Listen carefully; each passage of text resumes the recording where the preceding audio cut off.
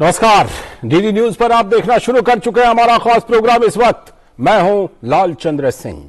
अगले 1 घंटे में हम देखेंगे कुछ ऐसी खबरें जिन पर चर्चा है बेहद जरूरी, और ये चर्चा हम करने वाले हैं अपने संवाददाताओं और मेहमानों के साथ। और आज खास तौर पर बात करने वाले हैं कि जो LAC पर भारत के बहादुर सैनिकों ने PLA के सैनिकों को, चीनी सैनिकों को जो पीठ दिखाने पर मजबूर किया, यह मुद्दा संसद में उठा है और रक्षा मंत्री ने क्या कुछ जवाब दिया है। साथ ही आज की खास चर्चा होगी हिट एंड रन की। जी हां, यह बड़ा दिलचस्प मामला है। दरअसल आम आदमी पार्टी के नेता जिस तरह से हिट एंड रन करके भागते हैं, आरोप लगाकर बाद में माफी मांगते हैं, उसी प्रचलन में दिल्ली के उप मुख्यमंत्री मनीष सिसोदिया को सुप्रीम कोर्ट से कड़ी फटकार लगी है। इस पर आज खास चर्चा करेंगे। और साथ ही हम बात करने वाले हैं कि 2024 के लिए कितने मोर्चे, कितने PM मटेरियल वाले नेता हैं, और क्या कांग्रेस को कोई स्वीकार भी है, इस पर करेंगे बात। और साथ ही यह भी बात करने वाले हैं कि पश्चिम बंगाल में पंचायत चुनाव की आहट है तो हिंसा की भी आहट है, हिंसा की आशंका है, और इसी के चलते जो विपक्ष के नेता हैं वो हाई कोर्ट गए हैं। इस पर भी करेंगे बात। लेकिन सबसे पहले इस वक्त की हेडलाइंस। अरुणाचल प्रदेश के तवांग में चीनी सैनिकों की LAC पर यथास्थिति बदलने की कोशिश पर रक्षा मंत्री राजनाथ सिंह का संसद में बयान। कहा, भारतीय सेना ने बहादुरी से PLA को भारतीय क्षेत्र में अतिक्रमण करने से रोका और उन्हें उनकी पोस्ट पर वापस जाने के लिए किया मजबूर। रक्षा मंत्री ने बताया कि इस घटना में किसी भी भारतीय सैनिक को गंभीर चोट नहीं। चीन के साथ कूटनीतिक स्तर पर भी उठाया गया मुद्दा। तवांग में चीनी सैनिकों को खदेड़ने के मुद्दे पर संसद में विपक्ष का हंगामा। लोकसभा और राज्यसभा की कार्यवाही रही बाधित। प्रश्नकाल में हंगामे को लेकर गृह मंत्री अमित शाह ने विपक्ष के रवैये को लताड़ा। राजीव गांधी फाउंडेशन को चीन से मिले 1 करोड़ 35 लाख रुपए पर भी उठाए सवाल। भारत की अध्यक्षता में G20 की 2 महत्वपूर्ण बैठकें मुंबई और बेंगलुरु में जारी। मुंबई में विकास कार्य समूह की बैठक को संबोधित करते हुए G20 में भारत के शेरपा अमिताभ कांत ने कहा, भारत की अध्यक्षता का कार्यकाल समावेशी और कार्रवाई उन्मुख होगी। बेंगलुरु में वित्त और केंद्रीय बैंक के प्रतिनिधियों की हो रही है बैठक। प्रधानमंत्री नरेंद्र मोदी आज वीडियो कॉन्फ्रेंस के माध्यम से श्री अरबिंदो की 150वीं जयंती वर्ष के उपलक्ष्य में पुदुचेरी में आयोजित कार्यक्रम में लेंगे भाग। प्रधानमंत्री श्री अरबिंदो के सम्मान में एक स्मारक सिक्का और डाक टिकट भी करेंगे जारी। संसद भवन पर हुए आतंकी हमले की आज 21वीं बरसी। उपराष्ट्रपति, प्रधानमंत्री, लोकसभा अध्यक्ष समेत तमाम गणमान्य व्यक्तियों ने देश की रक्षा के लिए अपने प्राणों की आहुति देने वाले सपूतों को संसद भवन में दी श्रद्धांजलि। राज्यसभा में उपसभापति हरवंश ने कहा, 13 दिसंबर 2001 को स्वतंत्र भारत के इतिहास में सबसे भयानक दिन के रूप में किया जाएगा याद। प्रधानमंत्री नरेंद्र मोदी पर विवादास्पद टिप्पणी करने वाले कांग्रेस नेता और पूर्व मंत्री राजा पटेरिया हुए गिरफ्तार। मध्य प्रदेश के दमोह जिले में राजा पटेरिया को उनके निवास स्थान से पुलिस ने किया गिरफ्तार। सोमवार को पन्ना के पवई थाने में पटेरिया के खिलाफ FIR की गई थी दर्ज। और अमेरिका के 2 दिवसीय दौरे पर विदेश मंत्री डॉक्टर S जयशंकर न्यूयॉर्क में भारत की अध्यक्षता में चल रहे संयुक्त राष्ट्र सुरक्षा परिषद के 2 उच्च स्तरीय कार्यक्रमों की करेंगे अध्यक्षता। S जयशंकर संयुक्त राष्ट्र मुख्यालय में महात्मा गांधी की प्रतिमा का भी करेंगे अनावरण। साथ ही शांति सैनिकों के खिलाफ अपराधों की रोकथाम के लिए एक मैत्री समूह की भी करेंगे शुरुआत। तो ये थी इस वक्त की हेडलाइंस, और अब देखते हैं खबरों को विस्तार से और करते हैं अपनी चर्चा की शुरुआत। और आज सबसे पहले हम बात करने वाले हैं कि तवांग में जिस तरह चीनी सैनिकों को खदेड़ा गया है, यह मुद्दा संसद में भी उठा। तो तवांग में चीनी सैनिकों को खदेड़ने के मुद्दे पर संसद में रक्षा मंत्री राजनाथ सिंह ने दिया बयान। और भारतीय सेना ने बहादुरी से PLA को भारतीय क्षेत्र में अतिक्रमण करने से रोका, ये राजनाथ सिंह ने अपने बयान में कहा है संसद में। PLA को उनकी पोस्ट पर वापस जाने के लिए भारतीय सैनिकों ने किया मजबूर। राजनाथ सिंह ने अपने बयान में यह बात कही। तवांग की पूरी घटना में किसी भी भारतीय सैनिक को गंभीर चोट नहीं, रक्षा मंत्री का यह महत्वपूर्ण बयान। चीन के साथ कूटनीतिक स्तर पर उठाया गया है तवांग में PLA के अतिक्रमण की कोशिश का मुद्दा।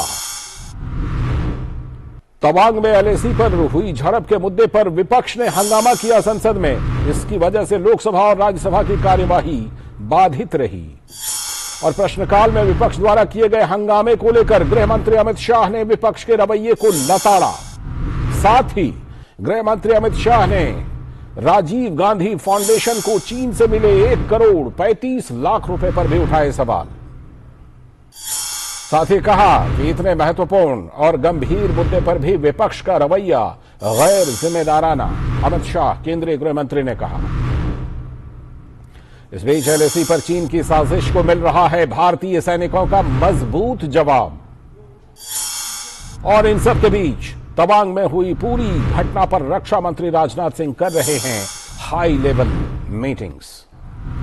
क्या कुछ केंद्रीय गृह मंत्री और रक्षा मंत्री राजनाथ सिंह ने संसद में कहा है, सबसे पहले रक्षा मंत्री की बात सुन लेते हैं, क्या कुछ उन्होंने जवाब दिया है। अध्यक्ष महोदय, मैं इस सदन को आश्वस्त करना चाहता हूं कि हमारी सेनाएं हमारी भौमिक अखंडता को सुरक्षित रखने के लिए पूरी तरह से प्रतिबद्ध हैं और इसके खिलाफ किसी भी प्रयास को रोकने के लिए सदैव तत्पर है हमारी भारत की सेना। और मुझे विश्वास है कि यह सदन हमारी सेनाओं की वीरता और साहस को एक स्वर से समर्थन देगा। और अध्यक्ष महोदय, मैं पूरी तरह से आश्वस्त हूं कि यह संसद बिना किसी संशय के भारत की सेना की क्षमता, शौर्य, पराक्रम व प्रतिबद्धता का भी अभिनंदन करेगा। धन्यवाद अध्यक्ष महोदय। और इस मुद्दे पर विपक्ष ने जो रवैया दिखाया उसको गैर जिम्मेदाराना करार देते हुए केंद्रीय गृह मंत्री अमित शाह ने हमला बोला कि भारतीय जनता पार्टी की सरकार है, नरेंद्र मोदी इसके प्रधानमंत्री है और जब तक भारतीय जनता पार्टी की मोदी सरकार चल रही है 1 इंच जमीन पर भी कोई कब्जा नहीं कर सकता। कल अपने सेना के जवानों ने जो 8 की देर रात को और 9 की सुबह को जो वीरता दिखाई है, मैं इसकी भूरी भूरी प्रशंसा करता हूं। इन्होंने घुसे हुए सभी लोगों को कुछ ही घंटों में वापिस खदेड़ दिया और हमारी भूमि का रक्षण किया है।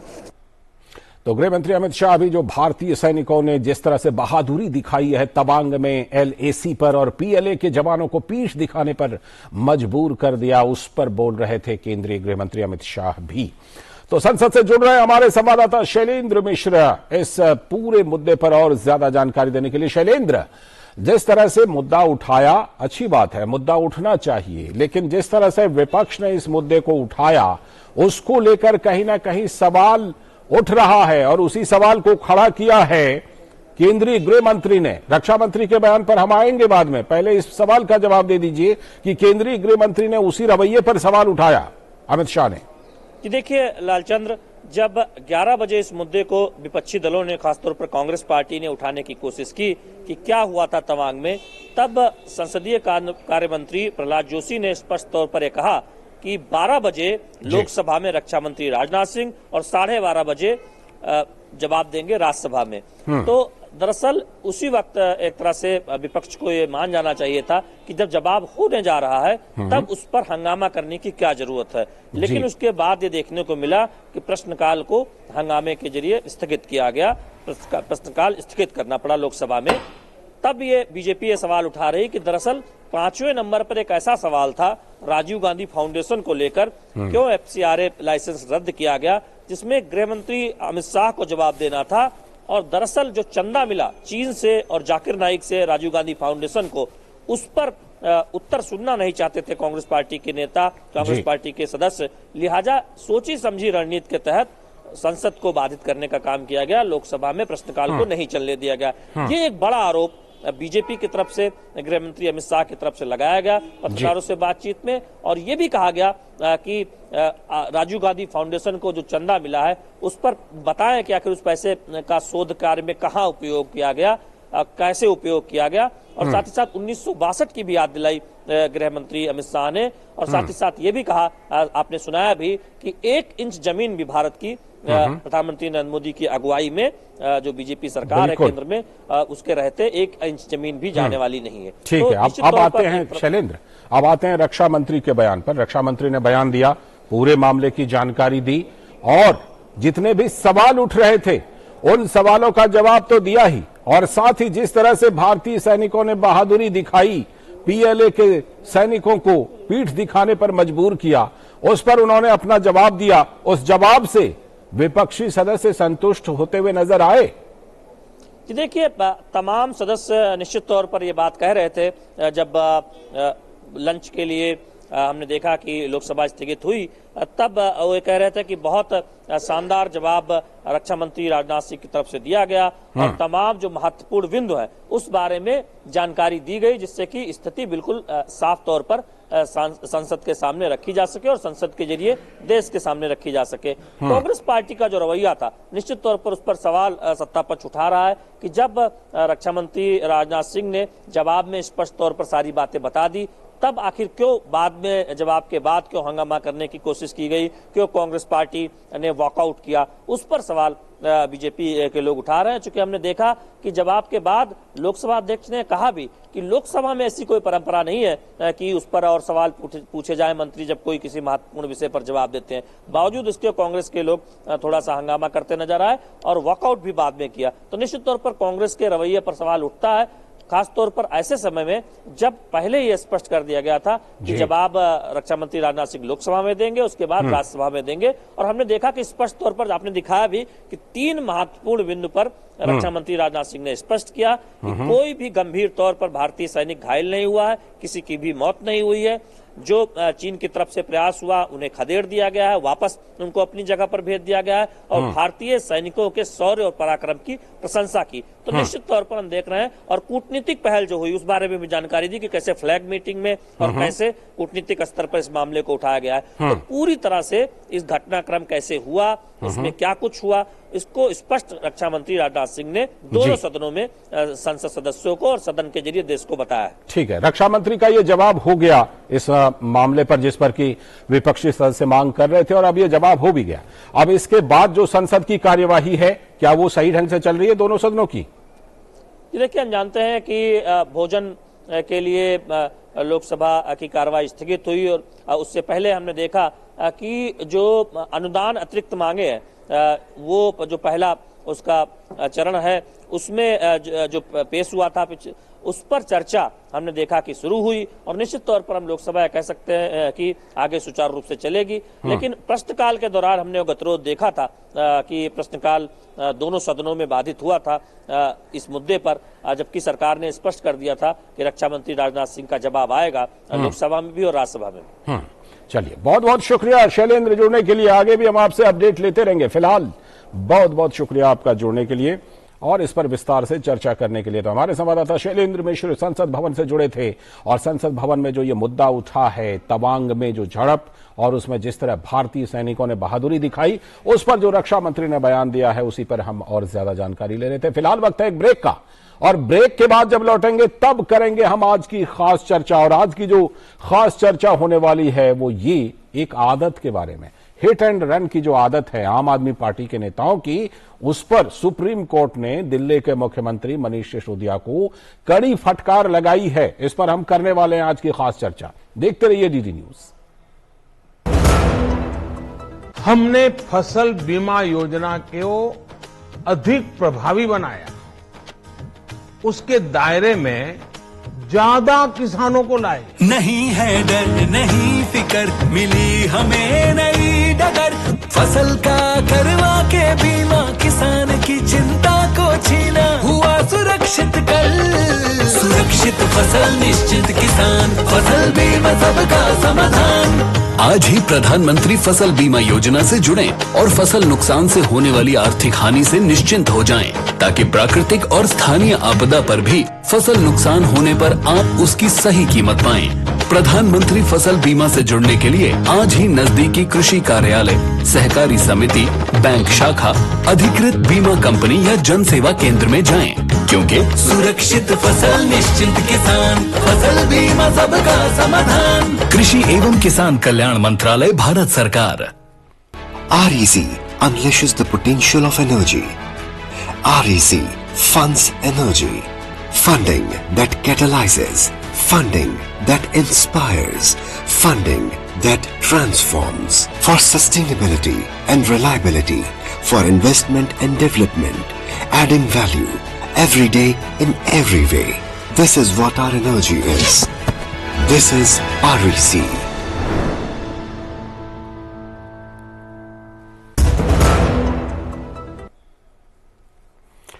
ब्रेक के बाद एक बार फिर से आपका स्वागत है। आप देख रहे हैं डीडी न्यूज पर इस वक्त, और अब बारी आ गई आज की खास चर्चा की, जो कि हम आपको पहले ही बता चुके हैं कि आज की जो हमारी खास चर्चा होने वाली है वो ये कि सुप्रीम कोर्ट से किस तरह से तगड़ी फटकार पड़ी है आम आदमी पार्टी के नेता और दिल्ली के उप मुख्यमंत्री मनीष सिसोदिया को। मानहानि केस में बढ़ी मनीष सिसोदिया की मुश्किलें, सुप्रीम कोर्ट ने राहत देने से किया इनकार। और इतना ही नहीं, कड़ी फटकार लगी है। सुनवाई के दौरान आम आदमी पार्टी के नेता और दिल्ली के उप मुख्यमंत्री मनीष सिसोदिया को जज ने लगाई जमकर फटकार। सुप्रीम कोर्ट के जज ने सिसोदिया से कहा, जो आरोप लगाए हैं उन्हें कोर्ट में साबित कीजिए। साथ ही सुप्रीम कोर्ट के जज ने यह भी कहा कि देश क्या कर रहा है इसकी परवाह किए बिना आप लोग बस आरोप लगाए जा रहे हैं। और सुप्रीम कोर्ट के जज ने सिसोदिया से कहा कि बहस को यहां तक लाए तो अब परिणाम भी भुगतना होगा, कोई राहत नहीं मिलेगी। और सुप्रीम कोर्ट ने सिसोदिया की याचिका पर सुनवाई से इनकार करते हुए कहा, आपको पहले ही बिना शर्त माफी मांगनी चाहिए थी। सुप्रीम कोर्ट से पड़ी कड़ी फटकार के बाद मनीष सिसोदिया ने अपनी याचिका वापस ले ली। और जब ये याचिका खारिज हुई सुप्रीम कोर्ट में, तो अब इसके बाद मनीष सिसोदिया को गुवाहाटी में ट्रायल का सामना करना पड़ेगा। हम आपको बताते हैं कि यह मामला है क्या। दरअसल असम के सीएम हिमंता बिस्वा शर्मा ने मनीष सिसोदिया को दिया है 100 करोड़ रुपए के मानहानि का नोटिस। और यह इसलिए दिया है क्योंकि मनीष सिसोदिया ने हिमंता बिस्वा शर्मा की पत्नी पर पीपीई किट की खरीद में अनियमितता का आरोप लगा दिया था। गुवाहाटी हाईकोर्ट की ओर से आपराधिक मानहानि केस को खत्म करने से इनकार किए जाने के बाद मनीष सिसोदिया सुप्रीम कोर्ट गए थे अपनी याचिका लेकर। तो हिट एंड रन के चैंपियन रहे हैं आम आदमी पार्टी के कई नेता। देखिए इतिहास इनका, पहले झूठे आरोप लगाते हैं फिर माफी मांगते हैं। और ये हम यूं ही नहीं कह रहे हैं, उदाहरण के साथ बोल रहे हैं। अरुण जेटली, नितिन गडकरी, विक्रम मजीठिया जैसे दर्जनों नेताओं पर आरोप लगाकर खुद अरविंद केजरीवाल ही माफी मांग चुके हैं। तो सवाल यह उठ रहा है कि अगर माफी ही मांगनी है तो झूठे आरोप आखिर गढ़ते ही क्यों हैं आम आदमी पार्टी के ये प्रमुख नेता? ये ऐसे सवाल हैं जिन पर हम चर्चा करने वाले हैं। विकास सारथी हमारे साथ, जो सुप्रीम कोर्ट में पैनी नजर रखते हैं सुप्रीम कोर्ट से जुड़ी खबरों पर, वो पहले फोन लाइन पर जुड़ रहे हैं और उसके बाद हमारे साथ दो खास मेहमान भी जुड़ेंगे। पहले विकास से मैं बात कर लेता हूं, दो खास मेहमानों का परिचय करा देता हूं। हम अजय सहरावत जी हैं, भाजपा प्रवक्ता, बहुत बहुत स्वागत अजय जी। और साथ में विष्णु पाठक जी भी, आम आदमी पार्टी के नेता, बहुत बहुत स्वागत विष्णु जी। तो ये दोनों अपनी अपनी पक्ष रखेंगे, लेकिन पहले मैं जरा विकास सारथी का रुख कर लेता हूं जो फोन लाइन पर मौजूद हैं। विकास, जिस तरह से मनीष सिसोदिया की याचिका ही सिर्फ खारिज नहीं हुई है बल्कि जज ने कड़ी फटकार लगाई है, कुछ प्रमुख बातें कही हैं कि आपको पहले ही बिना शर्त माफी मांगने चाहिए थी। आप मामले को लेकर यहां तक आए तो आप परिणाम भुगतिए, और बिना सोचे आरोप लगाए जाते हैं। मनीष सिसोदिया को यह कड़ी फटकार जो सुप्रीम कोर्ट से लगी है, क्या इसकी वजह यह है कि आम आदमी पार्टी के नेता पहले भी ऐसे मामलों में कई बार बाद में जाकर माफी मांगते हैं? विकास जी लालचंद, इसमें सुप्रीम कोर्ट ने सबसे पहले एक टिप्पणी ये की कि जिस वक्त पूरी एक बड़ी परेशानी से, त्रासदी से देश जूझ रहा था, उस वक्त इस तरह के आरोप लगाए गए। ये वक्त बहुत दुर्भाग्यपूर्ण है कि कोविड का दौर था जब, और उस वक्त खरीद इमरजेंसी परचेज जब कर रहे थे राज्य, उसमें मीन मेख निकालना, उसमें भ्रष्टाचार के आरोप लगाना, एक तो इस पर कोर्ट की आपत्ति थी। दूसरे कोर्ट ने कहा कि जब आप पॉलिटिकल डिस्कोर्स को इतने निचले स्तर तक ले जाएंगे तो फिर आपको उसका जो प्रतिक्रिया होगी या उसका जो खामियाजा होगा उसके लिए भी तैयार रहना चाहिए। कोर्ट की इन तरह की प्रतिकूल टिप्पणियों को देखने के बाद खुद ही उनके वकील ने, मनीष सिसोदिया के वकील ने ये कहा कि वो याचिका वापस ले रहे हैं। और कोर्ट ने उससे पहले ये भी कुछ ऑब्जर्वेशंस दिए कि इस तरह के आरोप लगाने की एक परंपरा चल पड़ी है। ये पॉलिटिकल डिस्कोर्स इस तरह निचले स्तर तक चला जाता है कि समय परिस्थितियों को देखे बिना आरोप प्रत्यारोप लगाए जाते हैं। तो जस्टिस संजय किशन कौल ने राहत देने से तो इनकार किया ही, और इस तरह की प्रतिकूल टिप्पणियां भी मनीष सिसोदिया के खिलाफ की, जो कि आमतौर पर कोर्ट इस तरह के मामलों में अगर डिस्पोज भी करता है तो एक लाइन के ऑर्डर के साथ डिस्पोज कर देता है, लेकिन बिल्कुल इस बात की संभावना है कि क्योंकि इस तरह के मामले कोर्ट पहले भी देख चुका है, चाहे वो अरुण जेटली के मामले में हो, चाहे वो नितिन गडकरी के मामले में हो या विक्रम मजीठिया के मामले में हो, इन मामलों में भी जो जब मामला कोर्ट पहुंचा तो कोर्ट ने ये पाया था कि बिना तथ्यों के आरोप लगाए गए और फिर इसमें बाद में बिना शर्त माफी मांगी गई। कोर्ट ने यह भी कहा कि अगर आपको इसमें किसी तरह की राहत चाहिए थी एफआईआर को ऐश कराने के लिए तो आपको बिना शर्त माफी पहले ही मांग लेनी चाहिए थी। अब आप उस परिस्थिति से या उस स्टेज से काफी आगे निकल चुके हैं, इसीलिए अब आप बेहतर होगा कि आप ट्रायल का सामना कीजिए। बिल्कुल, और आपसे आपको धन्यवाद करूं, उससे पहले एक सवाल और लेना चाहूंगा आपसे कि ये बताइए कि अब मनीष सिसोदिया के पास रास्ता क्या है? क्या गुवाहाटी में जाकर के ट्रायल का सामना करने के अलावा अब उनके पास कोई कानूनी उपाय नहीं है? विकास, बिल्कुल यही एक उनके पास विकल्प बचा है कि वो अब जाकर के ट्रायल का सामना करें, क्योंकि हाईकोर्ट पहले ही उन्हें किसी तरह की राहत देने से इनकार कर चुका था और सुप्रीम कोर्ट ने जब कल उनको इस तरह कोई भी राहत देने से मना कर दिया तो रास्ता एक ही है कि ट्रायल कोर्ट जाएं। एक रास्ता उनके पास ये बचता है कि अब वो ट्रायल कोर्ट में जाते समय ये सारी बातें कहें कि वो अब खेद जताएं, बिना शर्त माफी मांगे। उसके बाद भी ये निर्भर करेगा कि हेमंत शर्मा क्या चाहते हैं, क्या वो बिना शर्त माफीनामे से संतुष्ट होकर मामले को वापस लेते हैं या वो इस मामले को आगे परस्यू करना चाहते हैं। अब ये उनके ऊपर निर्भर करेगा। ठीक है, बहुत बहुत शुक्रिया विकास जुड़ने के लिए और इस मामले पर जो कानूनी पहलू है उसके बारे में विस्तार से जानकारी देने के लिए। और अब हम रुख कर रहे हैं अपने दोनों खास मेहमानों का, जिनसे इस मुद्दे पर हम खास चर्चा करने वाले हैं। हमारे साथ जुड़े हुए हैं अजय सहरावत जी, भारतीय जनता पार्टी के प्रवक्ता, और विष्णु पाठक जी जो आम आदमी पार्टी के नेता हैं, अपनी बातों को मजबूती से रखेंगे। मैं पहले विष्णु पाठक जी का ही रुख करूंगा।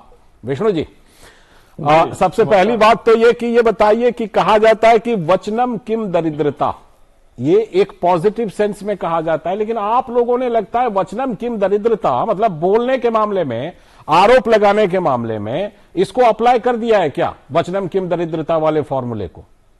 तो सरकार एक कानून बना देना कि विपक्षी नेता जितने हैं, विपक्षी लोग जो है कुछ बोलेंगे ही नहीं। आप तो लालचंद जी आप देखिए कि 2013-14 से पहले भी सरकारें थी जी और आरोप प्रत्यारोप भी लगे हैं। हाँ ठीक है ना, तो आरोप का जांच होता है, ठीक है, ना कि आप जो है विपक्षी नेताओं पे आप मानहानि का मुकदमा कर दीजिए। लेकिन ये तो है, मानहानि के मुकदमा का प्रावधान तो है, न्यायालय का मसला है, न्यायालय का हम लोग सब लोग सम्मान करते हैं, न्यायालय के लिए हम टिप्पणी नहीं करेंगे, ठीक है। लेकिन हमने आरोप लगाया, हमें शंका है, हमने ये तो नहीं कहा आपने कितना पैसा लिया, क्या किया, नहीं किया, ऐसा आरोप मनीष सिसोदिया जी ने नहीं लगाया हमें। तो आप हमारे एज ए नागरिक, एज ए भारत का नागरिक और एक जिम्मेवार राजनीतिक दल के नेता होने के नाते क्या हमारा जवाबदेही नहीं है कि हम किसी चीज पर सवाल करें? बिल्कुल, हमने सवाल अधिकार बनता है। आपने मानहानि मुकदमा कर दिया, मानहानि में मुकदमा कर दिया, फिर आप जो है सुप्रीम कोर्ट ने हमको ये कहा, सुप्रीम कोर्ट का सम्मान करते हैं, हम सब लोग सम्मान करते हैं, पक्ष हो विपक्ष हो सबको सम्मान करना है, इसलिए सुप्रीम कोर्ट के फैसले पर उनका जो वर्डिक्ट है उस पर कोई टिप्पणी नहीं करूंगा। लेकिन आप ही बताइए ईमानदारी से, क्या विपक्ष के नेताओं को आवाज उठाने का विपक्ष के नेताओं को बिल्कुल अधिकार है, लोकतंत्र में विपक्ष के नेताओं को। और एक पॉइंट और मैं रेज करना चाहता हूं, इस तरह से माफी का इस देश में नेहरू जी से लेकर के वर्तमान राजनीतिज्ञों पर सवाल उठते रहे हैं, क्या उनसे कितनी बार आप माफी मांगिएगा, कितनी बार माफी मांगिए आप बताइए तो। ठीक है, आपने नेहरू जी, अब मैं आपको दो चीजें, अब आपको दो चीजें कहता हूं, उसके बाद अजय जी के पास जाऊंगा। पहली बात ये कि जिस तरह विपक्ष को बोलने का अधिकार है, हम लोग जानते हैं कि मानहानि का भी प्रावधान है, मानहानि के मुकदमे का, उसी का इस्तेमाल हेमंत बिस्वा शर्मा कर रहे हैं। दूसरी बात आपने कही कि ये चीजें हैं, तो मैं ये कहना चाहूंगा कि जब मनीष सिसोदिया अपनी याचिका लेकर सुप्रीम कोर्ट गए तो उनके वकील जो अभिषेक मनु सिंघवी थे, मुझे लगता है कि बड़े काबिल वकील हैं अभिषेक मनु सिंघवी जी, उन्होंने विस्तार से ये बातें जरूर रखी होंगी विष्णु पाठक जी जो आप यहां पर कह रहे हैं। खैर, मैं लौटता हूं आपके पास और मैं चलता हूं अजय सहरावत जी के पास। अजय जी, ये बताइए कि इनका कहना है कि भाई ये आरोप लगाते हैं और आप झट से मानहानि का मुकदमा इनके ऊपर दायर कर देते हैं, ये क्या करें, ये बोले भी नहीं, मतलब इस तरह के आरोप भी ना लगाएं ये? देखिए, मुझे लगता है आम आदमी पार्टी के सभी नेता अभी तक अपने एक्टिविज्म के रूप से बाहर ही नहीं आए। एक्टिविज्म में क्या होता था कि तब इस समय नोबडी होते हो आप किसी पर भी आरोप प्रत्यारोप कर देते हो और धरने पर बैठ जाते हो। लेकिन अब मनीष सिसोदिया को समझना पड़ेगा, वो एक स्टेट के डिप्टी सीएम है। ये बड़ी जिम्मेदारी की पोस्ट होती है, एक संवैधानिक पोस्ट होती है। लोकतंत्र से आप जीत करके आए हैं, आपको जनता की भावनाओं का भी सम्मान करना है। ये बात करते हैं फ्रीडम ऑफ स्पीच की, लेकिन फ्रीडम ऑफ स्पीच का जो पहला आर्टिकल है, पहला क्लॉज है, उसको तो याद रख लेते हैं, हमें बोलने की आजादी है। लेकिन जो दूसरे तीसरे चौथे पांचवें क्लॉज में लिखा हुआ है, right to responsibility, right with facts, और आपको किन भावनाओं को ठेस नहीं पहुंचाना है, उन सबका तो ध्यान ही नहीं रखते हैं। तो आधा ज्ञान आपको हमेशा मरवा देता है। यही स्थिति आम आदमी पार्टी के साथ है।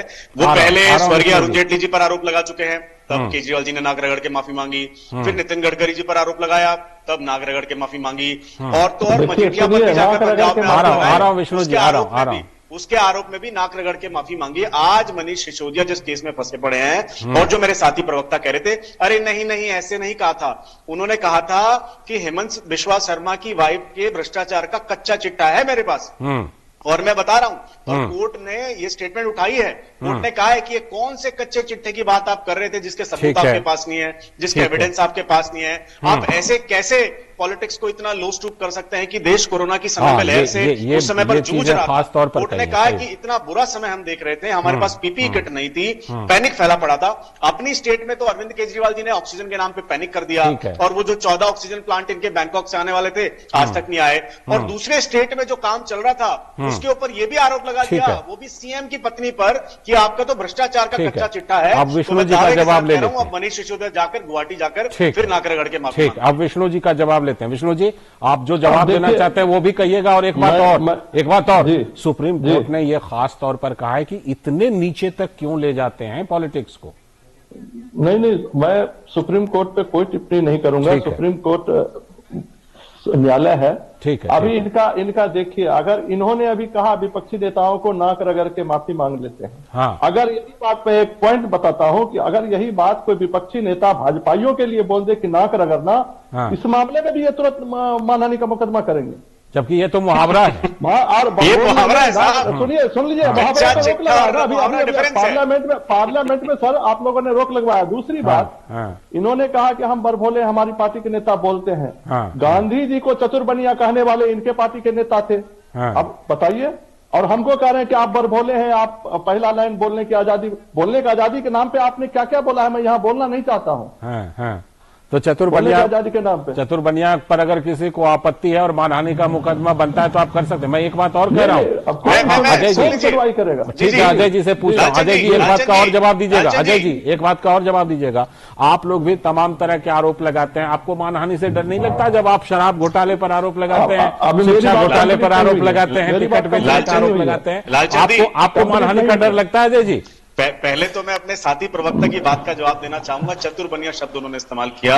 अरविंद केजरीवाल जी ने गुजरात के इलेक्शन में जाके कहा था मैं बनिया हूं, मुझे हिसाब किताब मैं महात्मा गांधी, ऐसा स्टेटमेंट आप महात्मा गांधी आप सुनने की क्षमता भी रखें। चलिए उस बहस को रहने देते हैं, अभी उस बहस को रहने देते हैं। ये जवाब दीजिए कि जब आप लोग आरोप लगाते हैं घोटाले का, शराब घोटाले का, शिक्षा घोटाले का, टिकट बेचने के घोटाले का, तो आपको डर नहीं लगता मानहानि के मुकदमे का? देखिए, हमें मानहानि के मुकदमे से इसलिए डर नहीं लगता, जब हम आरोप लगाते हैं कि आपने टिकट बेचे हैं तो अखिलेश पति त्रिपाठी के खिलाफ एसीबी का केस होता है। हाँ। जब आपके खिलाफ आरोप लगाते हैं कि नहीं आपने लिकर स्कैम किया, तो हमें पता है 2% से 12% की परसेंटेज कैसे बढ़ाई गई, जो कंपनियां ब्लैक लिस्टेड थी उनको कॉन्ट्रैक्ट कैसे दिए गए, और सीबीआई की इन्वेस्टिगेशन चल रही है, तो हम आरोप लगाते हैं। हमने आरोप सत्येंद्र जैन पे लगाए। सत्येंद्र जैन जेल के अंदर है और राउज छठी बार उनकी बेल हम जब भी आरोप लगाते हैं, हम एक जिम्मेदार पार्टी हैं, हम तथ्यों के साथ, आंकड़ों के साथ, फैक्ट के साथ आरोप लगाते हैं। हम आम आदमी पार्टी की तरह से गैर जिम्मेदाराना बयान देना पसंद नहीं करते,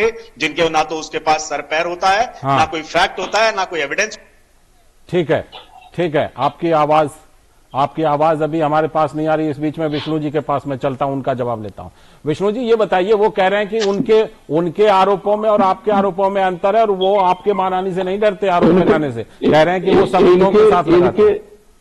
इनके बात में ही हमारा जवाब है जी कि हमारे ऊपर आरोप लगाते हैं, हम तुरंत जांच बिठाते हैं। हाँ। हमने आरोप लगाया, हमें शंका है वहां घोटाले हुए हैं, वहां घोटाले हुए हैं, आप भी उसके जांच करवाओ ना। आप जांच क्यों नहीं करवाते? आपके पास यही बात है ना कि आपके पास अखबार है, आपके पास टीवी है, आपके पास सुप्रीम कोर्ट है, एक बात विष्णु जी मैं कहूं अपनी तरफ से, विष्णु जी एक बात मैं कहूं, मनीष सिसोदिया याचिका लेकर सुप्रीम कोर्ट तक गए ना, मनीष सिसोदिया याचिका लेकर सुप्रीम कोर्ट तक गए ना, ये मानहानि के मुकदमा के बाद। तो अगर कुछ फैक्ट्स एंड फिगर्स है आरोप में, तो मैं ये कह रहा हूं आपको कि इसी तरह से कोर्ट जाने में दिक्कत क्या थी? सर, जांच करवाना किसका काम है? सरकार का काम है या बिल्कुल सरकार का काम है। मांग करना है साहब, हम मांग किए तो हमारे ऊपर इन्होंने मानहानि का मुकदमा लाद दिया। लेकिन आप इस मांग को लेकर के, अगर मान लीजिए जांच नहीं हो रही है, इस मांग को लेकर आप कोर्ट में जाइए।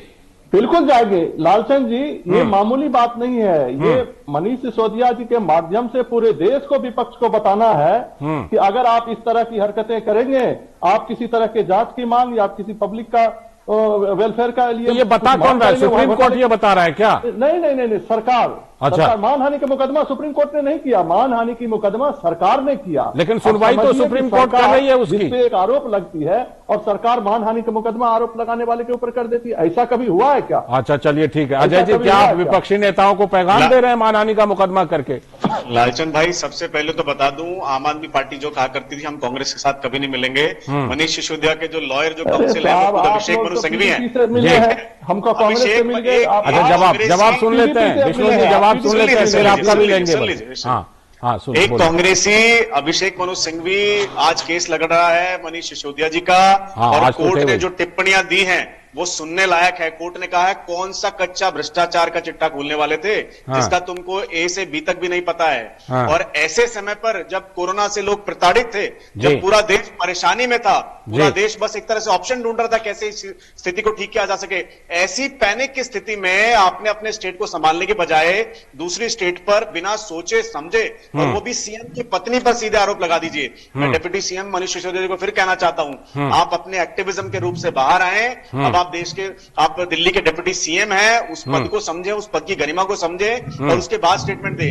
इनका एक और खराब स्टेटमेंट मैं बता दूं, इन्होंने तो जेल में बैठे रेपिस्ट को मसाज थेरेपिस्ट कह दिया था। तो आप समझिए किस मनीष सिसोदिया ने प्रेस कॉन्फ्रेंस किया था, जा चुकी है, ये लेवल इनका जा चुका है। मुझे लगता है इनको समझने की जरूरत है कि देश विष्णु जी से जवाब। विष्णु जी, एक बात बताइए, कहा जाता है ना कि चलिए शुरू में था जब आप एक्टिविस्ट से नेता बने थे, लेकिन अब तो देखिए नितिन गडकरी से माफी मांग चुके, स्वर्गीय अरुण जेटली से माफी मांग चुके, विक्रम मजीठिया से माफी मांग चुके इस तरह के मानहानि मामले में, और भी दर्जनों नेताओं से। तो अब तो कम से कम तजुर्बा आ गया, अब तो ऐसा नहीं होना चाहिए, अब तो ये नौबत नहीं आनी चाहिए कि अब हेमंता बिस्वा शर्मा से भी माफी मांगनी पड़ेगी इस मामले पर। मैं दिनकर जी की एक पंक्ति आपको सुनाना चाहता हूँ। जी। ढीली करो धनुष की डोरी, तरकस काकस खोलो, किसने कहा युद्ध के वेला गई, शांति से बोलो। क्या भ्रष्टाचार देश में खत्म हो गया क्या? बिल्कुल नहीं। क्या करप्शन? तो फिर हम कैसे शांति से बैठ जाए? वो कह रहे हैं उसी तरह से उठाइए मामले जैसे वो फैक्ट्स एंड फिगर्स के साथ। हम दिल्ली से बाहर जाते हैं, उसमें भी बीजेपी को पेट में दर्द होता है कि आप दिल्ली से बाहर क्यों जाते, क्यों हिंदुस्तान हमारा नहीं है क्या? नहीं, बिल्कुल। आप तो लड़े, हिमाचल में लड़े, गुजरात में लड़े, सब जगह लड़े, गोवा भी लड़े थे उस बार। जी। तो क्या मतलब आप बताइए, क्या आप हम अपना वो जो एक्टिविस्ट वाला जो हमारा कल्चर है उसको छोड़ दे क्या? बिल्कुल नहीं। एक्टिविस्ट नहीं होना चाहिए क्या? पूरा अधिकार है लोकतंत्र में, पूरा अधिकार। लालचंद जी, जी बोलिए। लालचंद जी बोलिए। पाठक जी को, विष्णु पाठक जी मेरे साथी प्रवक्ता बैठे, मेरे को उनको जरा सी सलाह देनी है कि आप सरकार में हो, आपकी बहुमत की सरकार है, सरकार के मुख्यमंत्री हो, और आप जब ये आरोप लगाते हो जी आपके पास तो कोर्ट है, आप कोर्ट को दूसरे को बता देते हो, आपके पास भी बजट है, खूब मीडिया स्पेंडिंग करते हो, खूब एडवर्टाइजमेंट करते हो, सारा सिस्टम है, 2 स्टेट में आपकी सरकार है। मुझे लगता है एक जिम्मेदार पार्टी की तरह उभर के आए आप, राष्ट्रीय पार्टी। अच्छा, एक बात और देता हूँ, अब आप एक जिम्मेदार पार्टी बने, अजय जी, गैर जिम्मेदार पार्टी बने। अजय जी, आपको पंजाब पुलिस से डर लगता है क्या? क्योंकि जिस तरह पंजाब पुलिस कुमार विश्वास के पास या फिर यहां पर आ जाती है तेजिंदर बग्गा को पकड़ने के लिए, आप लोगों को डर नहीं लगता पंजाब पुलिस? आप समझने की कोशिश कीजिए, जिस तरीके से पंजाब पुलिस का दुरुपयोग आम आदमी पार्टी की सरकार जी देख ही लिया था कि कितनी डेस्परेशन थी उनको लेने की, और जब कोर्ट में गए तो कोर्ट से इतनी तगड़ी झाड़ पड़ी पंजाब पुलिस को भी, पंजाब सरकार को भी, अरविंद केजरीवाल को भी, कि आप सरकारी मशीनरी का दुरुपयोग पॉलिटिकल एंगल को सेट करने के लिए ना करें। तो वो तो हम जानते हैं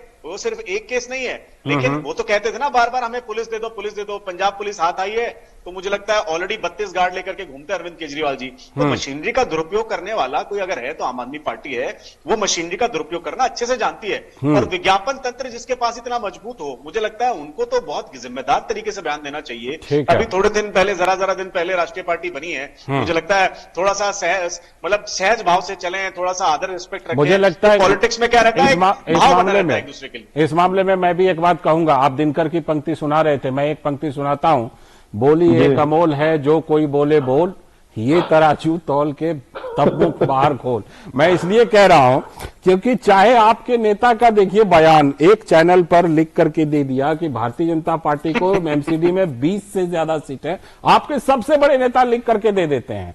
मैं ये कह रहा हूं कि देखिए राजनीति में पूरा अधिकार है विष्णु जी, लेकिन थोड़ा सा वो कल्चर सीखना पड़ेगा। अब आप राष्ट्रीय पार्टी है, सबसे पहले तो आपको बधाई कि राष्ट्रीय पार्टी का दर्जा हासिल हुआ, और आपसे ये उम्मीद है कि आपके नेता, बड़े नेता से लेकर के तमाम नेता, चाहे आरोप लगाइए भ्रष्टाचार पर या अपनी किसी चीज का दावा कीजिए, तो कम से कम एक वो तरीका होना चाहिए। क्यों विष्णु पाठक जी, आप इससे सहमत होंगे कम से कम?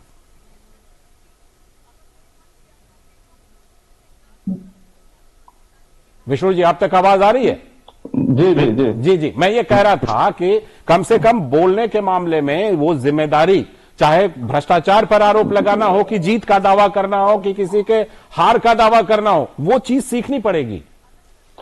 नहीं, अजय भाई, आपके यहां से सुबह सुबह एक लेटर भिजवा दीजिए कीजिए कि आज आम आदमी पार्टी के नेता ये बोलेंगे, आज ये बोलेंगे, उनका आप हमारा एजेंडा सेट करके भेज दिया कीजिए, वही बोलेंगे। ठीक है, पब्लिक की बात नहीं करेंगे। अच्छा, नहीं, ये बात जनता ने चुना है, उस जनता की आवाज तो हम उठाएंगे ही, बिल्कुल उठाएंगे। कोई बड़े पूंजीपति और बड़े घराने के तो हम पार्टी है नहीं। आम आदमी, देश की आम आदमी की जो समस्या है, आम आदमी को जो के साथ जो हो रहा है, उसको तो हम उठाएंगे। आप उसको एक्टिविस्ट कहिए, चाहे कुछ भी कह लीजिए। आपने अर्बन नक्सलाइट भी हमको कहा, आपने कहने में क्या कसर छोड़ा? आप हमको कहते अभी जो है तो गुजरात में हमको आपने अर्बन नक्सलाइट कहा। आपका काम जो है कहना, कहिए। हम आम आदमी पार्टी है, हम आम लोगों के लिए लड़ाई लड़ते रहेंगे। बिल्कुल, ये आपका अधिकार। मैं अर्बन एक्सेल क्यों कहता हूं, मैं डिफाइन कर देता हूं। आप डिफाइन कर दीजिए ना, हम आपको क्या अभी कहने लग जाएंगे, फिर हमको कट हो जाएगा ना। जिम्मेदारी लेने को तैयार हूं मैं, अपनी एक स्टेटमेंट कह रहे हैं, जिम्मेदारी के लिए तैयार है वो। आपको फैक्ट के साथ बताऊंगा। जब आप गवर्नर की पोस्ट को इनवैलिड बताते हैं, जब आप गवर्नर की पोस्ट का अपमान करते हैं, तो मुझे लगता है आप में अर्बन नक्सल मुझे दिखाई देता है। क्या अपमान किया? आप कॉन्स्टिट्यूशन ढांचे के खिलाफ लड़ेंगे तो आपको गवर्नर के माध्यम से कुल मिलाकर देखिए, आप संविधान को डिस्टॉर्ट करेंगे तो हम आपको अर्बन नक्सल नहीं कहेंगे तो और क्या कहेंगे? आप संविधान से छेड़खानी मत कीजिए, आप संविधान की बातों से दूर रहिए, हम आपको नहीं कहेंगे। अगर आप ऐसी बातें कहेंगे तो कहना पड़ेगा ना साहब। आप सर्जिकल स्ट्राइक होती है, आप फौजियों से सबूत एक बात चलते चलते एक बात विष्णु पाठक जी, चलते चलते एक बात कि तजुर्बे से सब सीखते हैं। हम सब कोई सीख करके ही पैदा नहीं हुए हैं, तजुर्बे से हम सभी सीखते हैं। हमें लगता है कि अगर पहले मानहानि के मुकदमा में दर्जनों बार माफी मांगनी पड़ी है, तो अब कम से कम बड़े नेताओं को, जो बड़े संवैधानिक पदों पर बैठे हैं, मुख्यमंत्री हैं, उप मुख्यमंत्री हैं, पार्टी के संयोजक हैं, उन लोगों को कम से कम जिम्मेदारी से बयान देना चाहिए ताकि ऐसी नौबत ही ना आए। यही बात सुप्रीम कोर्ट ने कही है, इसी को समझने की जरूरत है। आपने अपनी बात मजबूती से रखी, बहुत बहुत धन्यवाद जोड़ने के लिए विष्णु पाठक जी, और मजबूती से बात रखने के लिए। और अजय जी, आपका भी बहुत बहुत धन्यवाद जुड़ने के लिए और अपनी बात को रखने के लिए। ऐसे ही जुड़ते रहिए और अपनी बातों को मजबूती से रखिए जरूर, विष्णु पाठक जी और अजय जी जरूर। बहुत बहुत शुक्रिया। तो हम चर्चा कर रहे थे कि किस तरह से सुप्रीम कोर्ट ने खासतौर पर मानहानि के मुकदमे पर एक बार फिर से फटकार लगाई है दिल्ली के मुख्यमंत्री मनीष सिसोदिया को, और अब उनके पास रास्ता यही है कि गुवाहाटी में जाकर के वो ट्रायल का सामना करें। बहरहाल बढ़ते हैं अगली खबर की तरफ, और आज की जो अगली खबर है वो मिशन 2024 से जुड़ी हुई है कि मिशन 2024 के लिए और कितने मोर्चे और कितने पीएम मटेरियल वाले नेता हैं। ये सवाल इसलिए उठा रहे हैं हम क्योंकि देखिए, एक एक कर हम आपको गिनाते हैं। पहले भारत जोड़ो यात्रा की ही बात कर लेते हैं। 3 महीने से ये यात्रा चल रही है और राहुल गांधी लगातार केंद्र सरकार पर निशाना साध रहे हैं। कांग्रेस की भारत जोड़ो यात्रा इन दिनों राजस्थान में है और पार्टी में गुटबंदी जो वहां पर है उसको सुलझाने की कोशिश हो रही है कांग्रेस के द्वारा। लेकिन 8 राज्यों से गुजरने के बाद भी राहुल गांधी को इस यात्रा में विपक्षी दलों का समर्थन नहीं मिला, ये सोचने की बात है। हालांकि फिर भी कांग्रेस पार्टी की ओर से राहुल गांधी को ही मिशन 2024 का चेहरा बताया जा रहा है। नए अध्यक्ष मल्लिकार्जुन खड़गे ऐसा कह चुके हैं। और उधर लगातार 2 बार उपचुनाव हारने के बाद बिहार के मुख्यमंत्री सीएम नीतीश कुमार ने बिहार में अपनी छवि को बरकरार रखना मुश्किल हो रहा है। ऐसे में नीतीश कुमार ने कार्यकर्ताओं को संबोधित करते हुए खुद को राष्ट्रीय राजनीति में सक्रिय करने की बात की। साथ ही नीतीश कुमार ने मिशन 2024 के लिए विपक्षी पार्टियों को एक मंच पर लाने का संकल्प एक बार फिर से दोहराया। एक बात और कि 15 साल बिहार में बीजेपी की मदद से सरकार चलाते रहे और सुशासन का दावा करते रहे नीतीश कुमार, लेकिन अब वही नीतीश कुमार बिहार के पिछड़ेपन के लिए केंद्र की मोदी सरकार को जिम्मेदार ठहराते हैं। और उधर बिहार में शराबबंदी को लेकर सबसे ज्यादा दलित और गरीब लोग ही जेलों में बंद हैं। और इस शराबबंदी की बात अगर बिहार की करें तो नीतीश कुमार की सहयोगी पार्टी आरजेडी उनकी शराब नीति को फेल बता चुकी है। सरकार के साझीदार एक और वामपंथी संगठन की बात कर लेते हैं। वो बिहार में खुलेआम घोर अफसरशाही का आरोप लगा रहे हैं। तो ये तो बात हुई नीतीश कुमार की। अब आइए ममता बनर्जी पर। ममता बनर्जी भी अपने भतीजे अभिषेक बनर्जी के साथ मेघालय का दौरा कर रही हैं, विस्तार की कोशिश कर रही हैं। राष्ट्रीय राजनीति में सक्रिय ममता बनर्जी ने इससे पहले त्रिपुरा में पार्टी के विस्तार की कोशिश की थी, लेकिन सफलता मिली नहीं। तो ये लीजिए इतने नाम। राष्ट्रीय राजनीति में ममता बनर्जी, केसीआर, अरविंद केजरीवाल, शरद पवार को भी शामिल कर लीजिए। कई नेता अपनी भूमिका के लिए संघर्ष कर रहे हैं। लेकिन बड़ा सवाल यह भी है कि क्या कांग्रेस भी इन नेताओं के नेतृत्व में कोई मोर्चा बनाने को तैयार है? यह सवाल उठता है कि कांग्रेस का रुख क्या रहेगा, कांग्रेस के बिना होगा कैसे। विनोद मिश्र हमारे सलाहकार संपादक न्यूज रूम से जुड़ चुके हैं। इस बड़े सवाल का जवाब तलाशने की उन्हीं के साथ मिलकर कोशिश करते हैं। विनोद जी, ये जो पीएम मटेरियल वाले नेता लगातार सामने आ रहे हैं, सबसे बड़ा सवाल यही उठता है, क्या कांग्रेस को भी राहुल गांधी के अलावा कोई पीएम मटेरियल वाला बाहरी नेता स्वीकार है क्या, हो सकता है क्या?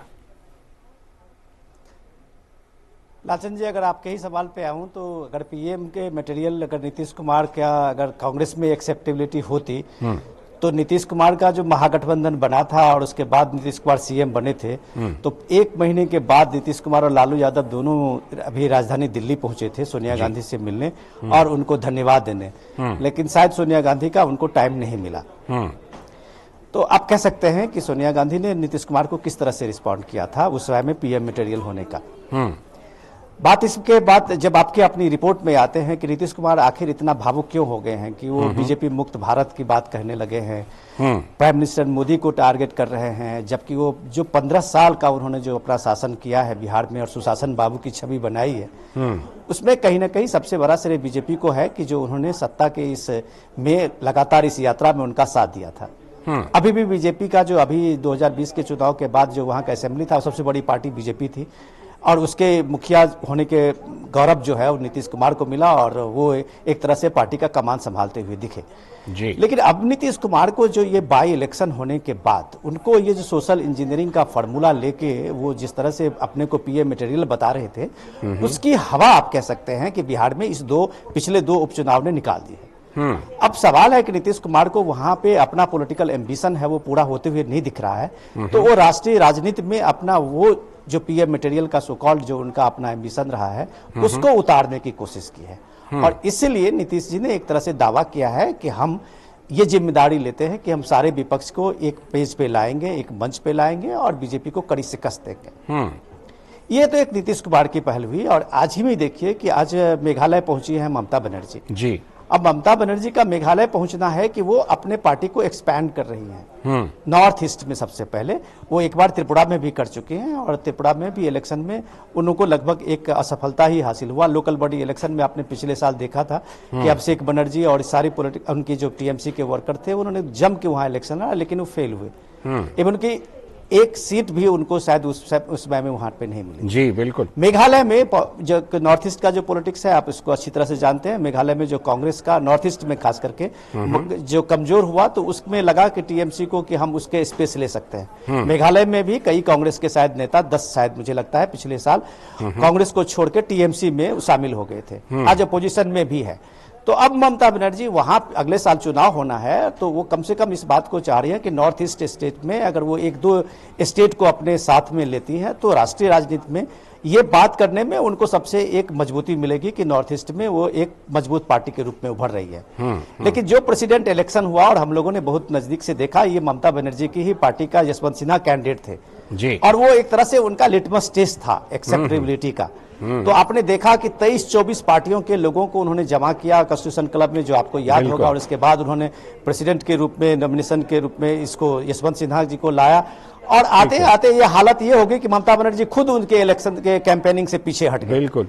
तो वो उनका सबसे पहले लिटमस टेस्ट था कि राष्ट्रीय पार्टी में ममता बनर्जी के कद को शायद प्रेसिडेंट इलेक्शन ने एक तरह से बहुत छोटा कर दिया और ममता बनर्जी एक तरह से सरेंडर करती हुई दिखी थी। बिल्कुल बिल्कुल। अब केसीआर को देखिए, केसीआर ने खुद राष्ट्रीय पार्टी का बना के इस बात को अपनी महत्वाकांक्षा को उन्होंने साबित किया है कि हम भी एक राष्ट्रीय राजनीति में एक दावेदार हैं और तीसरे मोर्चे की बात कही होगी तो वो केसीआर उस चीज को लीड करते हुए दिखेंगे। अरविंद केजरीवाल को आपने देखा 12% गुजरात में उनको अभी मिला है पोलिंग में, और परसेंटेज के नाम पे ही उन्होंने सबसे पहला जो क्रेडिबिलिटी अपने के साथ में ये ली कि वो नेशनल पार्टी हो गए और इसको जोर शोर से उठाया। उनको इस बात का गम नहीं था कि कल तक वो जो दावा कर रहे थे कि हम एक सरकार बनाने जा रहे हैं, बीजेपी को 20 सीटें मिल रही है, उनके सारे वादे भविष्यवाणी जहां फेल हुआ था, लेकिन वो इसके बदले लोगों को भुलाने के लिए मजबूर कर रहे थे कि हम एक राष्ट्रीय पार्टी बन गए हैं और अब हमारी एक भूमिका होगी। ठीक है। तो ये तो एक महत्वाकांक्षा है जो छोटी छोटी पार्टियों का जो अपनी रिपोर्ट में बताया है लाल जी। लेकिन सबसे दिक्कत कांग्रेस के सामने में, कांग्रेस के सामने में सबसे बड़ी दिक्कत है कि कांग्रेस में एक तरह से रिलॉन्चिंग किया जा रहा है राहुल गांधी का इस भारत जोड़ो यात्रा में। जी। राहुल गांधी का अभी जो पिछला 8-9 साल का जो ट्रैक रिकॉर्ड है सफलता और असफलता का, देश ने देखा है कि वो किस मजबूती के साथ में विपक्ष के सत्ता के सामने में या मोदी सरकार के सामने में अपनी बात को रखते हैं और किस तरीके से अचानक सीन से गायब हो जाते हैं। मुझे भी लगता है कि लोगों को शायद याद होगा कि यह पहला मौका होगा कि 3 महीने लगातार राहुल गांधी इस देश में रहे हैं। नहीं तो वो गाहे बगाहे ही किसी पॉलिटिकल इवेंट्स में प्रकट होते थे या पार्लियामेंट में सेशन में भी आपने देखा है कि वो 1-2 सेशन में भाग लेते थे, 1-2 दिन भाग लेते थे, उसके बाद निकल जाते थे। तो ये दौर जो है राजनीति का लाल जी, जो हम देखते हैं, जो पार्टी एक 24/7 काम करने वाली बीजेपी है, जिसके आप पार्टी अध्यक्ष को देखें, प्राइम मिनिस्टर को देखें, तो ये 24/7 पार्टी में काम करने वाले आज पार्ट टाइम पॉलिटिक्स करके इसका मुकाबला नहीं कर सकते हैं।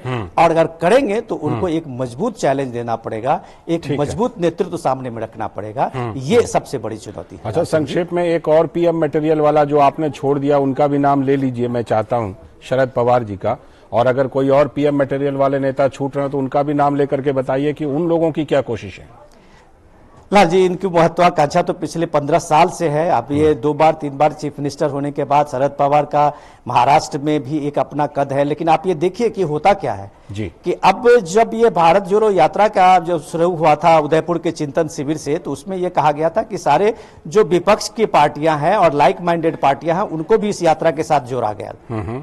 लेकिन होते होते आप देखिए कि इस पूरे यात्रा में लगभग 8 स्टेट से गुजरने के बाद राहुल गांधी आज राजस्थान में है। उसके भारत जोड़ो यात्रा जब महाराष्ट्र पहुंची थी और महाराष्ट्र में यह कहा गया था कि शरद पवार उसमें यात्रा में शामिल होंगे, उसमें कहा गया था कि उद्धव ठाकरे भी शामिल होंगे, लेकिन अंततः ये दोनों शामिल नहीं हुए।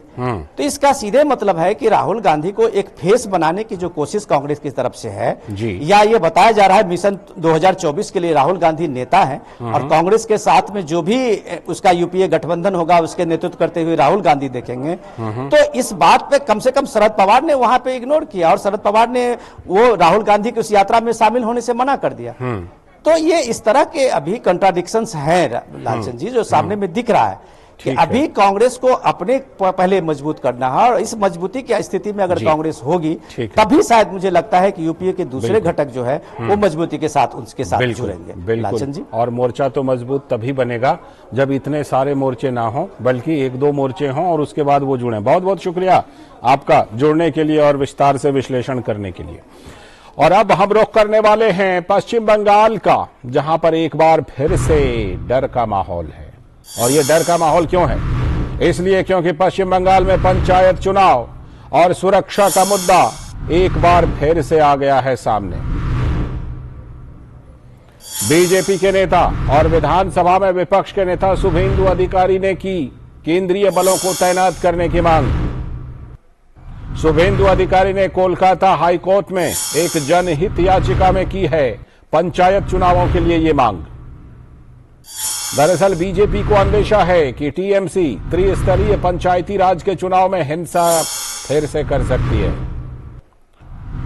टीएमसी किसी भी कीमत पर ग्रामीण इलाके में अपनी मजबूती को बरकरार रखना चाहती है। हालांकि टीएमसी आरोपों को खारिज करती है, लेकिन चुनाव आयोग ने कई मौकों पर केंद्रीय बलों को तैनात किया है, पश्चिम बंगाल में खासतौर पर। और पश्चिम बंगाल के पंचायत चुनाव में भारी गड़बड़ी और हिंसा का रहा है पुराना इतिहास। राज्य में चुनावों में खूनी झड़प और हिंसा की परंपरा सीपीएम से लेकर टीएमसी तक आज तक बदली नहीं है। 2008 के पंचायत चुनाव में तो सिर्फ मतदान के दिन ही 75 लोग चुनावी हिंसा में मारे गए। 75 लोग।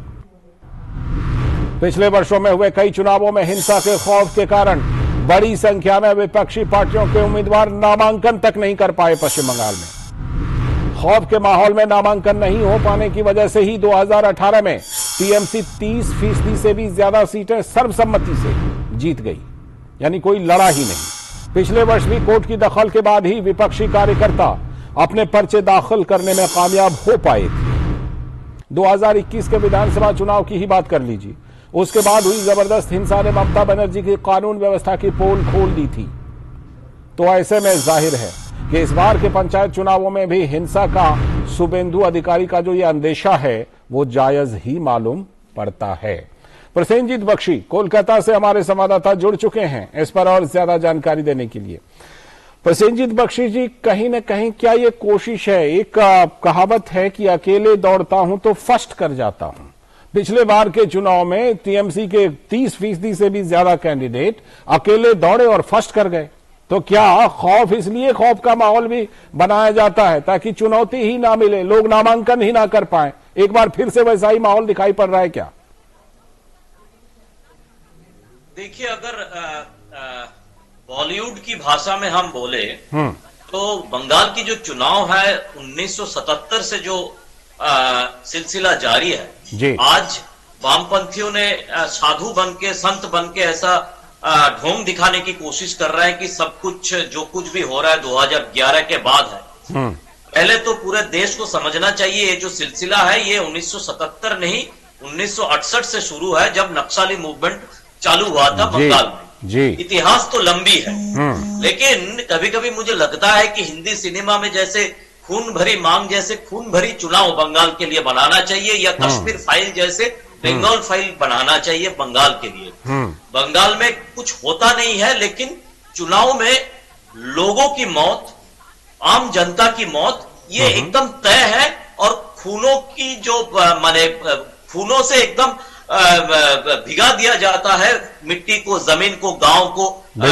ये सिलसिला जारी है कई सालों से। तो कहानी यह है लालचांद की इस बार भी अभी भी पंचायत चुनाव की दिन का घोषणा नहीं हुआ, माना यह जा रहा है कि फरवरी-मार्च 2023 में होने जा रहा है।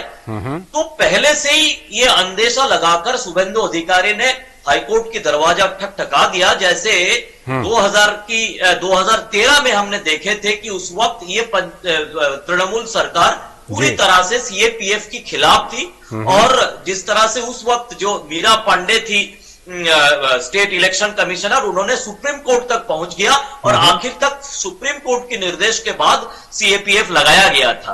तो सीएपीएफ के बिना इतने बड़े बंगाल में इतने सारे गांव में पंचायत चुनाव करना काफी मुश्किल इस बात के लिए है कि बंगाल की पुलिस फोर्स के ऊपर भी लोगों की भरोसा चले गए, और उसमें इतने सारे वॉलंटियर्स नहीं, जिसको कहते हैं ग्रीन पुलिस, मतलब ये भी एक तृणमूल सरकार 2011 साल में पुलिस को खोखला करने के लिए एक अजीब सा ये पैदा कर दिया, ग्रीन पुलिस, जो जिन लोगों को डेली बेसिस पे पैसा मिलता है और ये लोग पुलिस ना होते हुए भी पुलिस की काम करते हैं और इनको चुनाव में तैनात किया जाता है, जो कानून के खिलाफ है।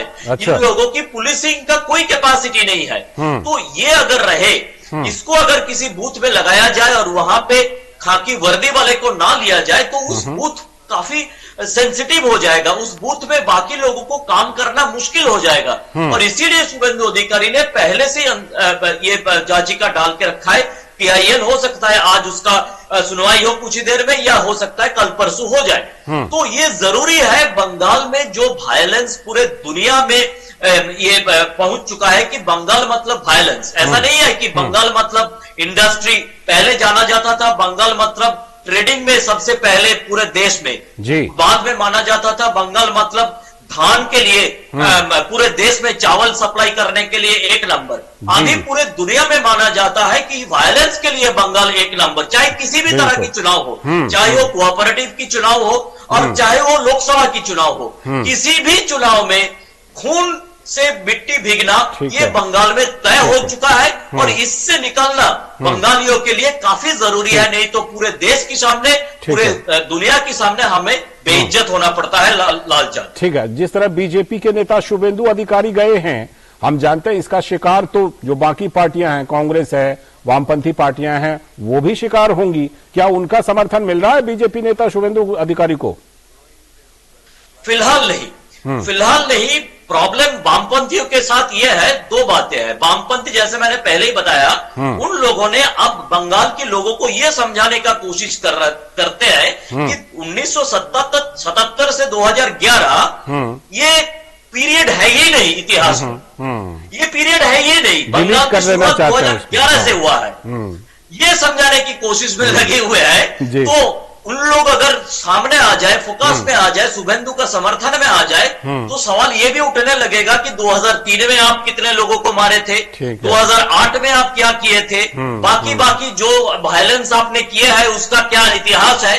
तो इस इतिहास से बचने के लिए वो तृणमूल और बीजेपी से एक इक्वी डिस्टेंस मेंटेन करने की कोशिश में लगे हुए हैं। जिस तरह से सेंटर में हम देखते हैं कि कांग्रेस या बीजेपी के साथ इक्वी डिस्टेंस हम रखें या ना रखें, इसके बारे में काफी चर्चा ये लोग करते रहते हैं। तो इस तरह दूसरी बात है कि कांग्रेस अभी सिर्फ मुर्शिदाबाद कांग्रेस बन गया है। मैं काफी दुख के साथ बता रहा हूँ, अधीर रंजन चौधरी को यह मानना चाहिए कि पूरे बंगाल में कांग्रेस का साइन बोर्ड है और है सिर्फ मुर्शिदाबाद में और बहरमपुर कंस्टिट्यूएंसी में, उसके बाहर कांग्रेस की कोई वजह ही नहीं है पूरे बंगाल में इतने सारे बातें करने के लिए। ठीक है, बहुत बहुत शुक्रिया दादा जुड़ने के लिए, और आगे भी हम लोग इन विषयों पर चर्चा करते रहेंगे। फिलहाल बहुत बहुत शुक्रिया जुड़ने के लिए और विस्तार से विश्लेषण करने के लिए। तो अब वक्त आ गया है देश हित का, और देश हित में आज हम जानते हैं कि एक दूसरे का परस्पर सहयोग ही जीवन है और समाज के अंदर की यह व्यवस्था वर्षों से संचालित है। एक दूसरे की मदद का नाम ही शायद सह अस्तित्व यानी कि कोएग्जिस्टेंस है। ऐसी चीजें हमें प्रेरित भी करती हैं। तो आज हम वैसी ही तस्वीरें आपको दिखा रहे हैं, इससे आप प्रेरणा ले सकते हैं। आप देखिए और इस पर सोचिए, और हम सभी को, पूरी टीम को दीजिए अनुमति। कल फिर होगी मुलाकात। आप देखते रहिए DD न्यूज। नमस्कार।